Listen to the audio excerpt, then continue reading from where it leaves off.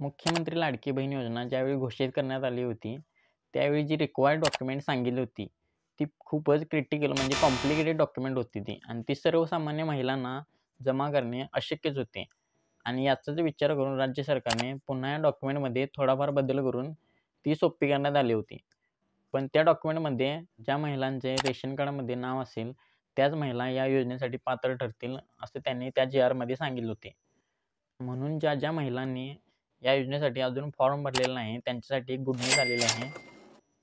आणि त्या महिला कशाप्रकारे फॉर्म भरू शकतात, ज्यांचे रेशन कार्डमध्ये नाव नाही, तरीसुद्धा त्या या योजनेचा लाभ घेऊ शकतात आणि त्यांनासुद्धा दरमहा ₹1,500 मिळणार आहेत.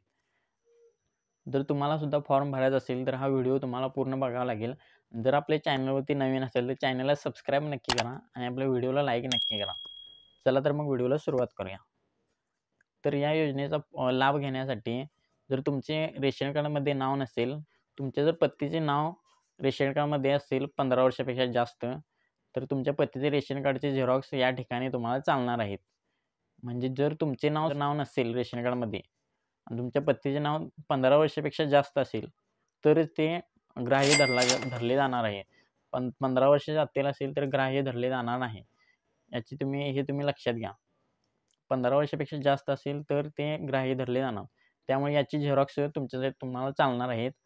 ही झेरॉक्स तुम्ही लावून फॉर्म देऊ शकता अंगणवाडी सेविकाकडे आणि फॉर्म तुम्ही अशा प्रकारे भरू शकता. आणि याचा जी-आर 12 जुलै रोजी जाहीर करण्यात आला होता. यामध्ये असे लिहिले आहे, की ज्या महिलांचे रेशन कार्डमध्ये नाव नाही आहे, त्या महिलांनी आपल्या पतीचे रेशन कार्डमध्ये नाव असेल तर चालणार आहे, पण 15 वर्षापेक्षा जास्त. तर ही छोटीशी माहिती होती, ती तुम्हाला सांगायची होती. त्यामुळे व्हिडिओ तुम्हाला आवडला असेल, तर व्हिडिओला लाईक नक्की करा आणि चॅनलला सबस्क्राईब नक्की करा. धन्यवाद.